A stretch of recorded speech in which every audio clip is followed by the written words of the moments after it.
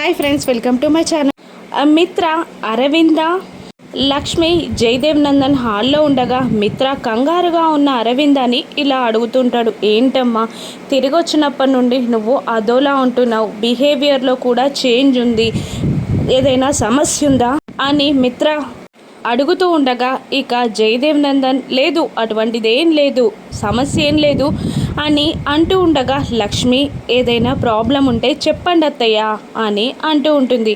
ఇక ఆ మాటతో అరవింద ఉంది, సమస్య ఉంది, నా దగ్గర ఒక సమస్య ఉంది అని చెప్పేస్తుంది. దాంతో అరవింద చేయిని గట్టిగా పట్టుకొని జయదేవ్ నందన్ చెప్పొద్దు అన్నట్టు తల అడ్డంగా ఊపుతాడు. అప్పుడు అరవింద లేదు, చెప్పాలండి, సమస్యలు చెప్తేనే ఇటువంటి అపార్థాలకి తావుండదు, అపార్థాలతో మనుషులు దూరం అయ్యే బదులు సమస్యని చెప్పి పరిష్కారం వెతకడం మంచిది అని అరవింద అంటుండగా లక్ష్మీ మిత్ర ఇద్దరు షాక్ అవుతారు. ఇప్పుడు అరవింద మిత్ర కన్న కూతురి గురించి ఉన్న సమస్య చెప్పేస్తుందా, మిత్ర కన్న కూతురు వల్ల మిత్రకి వచ్చే గండం దూరం అవుతుంది అని తెలుసుకున్న లక్ష్మి ఏం నిర్ణయం తీసుకోనుంది, మిత్రకి లక్ష్మి దూరం అవ్వనుందా, రాను ఎపిసోడ్స్లో చూద్దాం. Thank you for watching.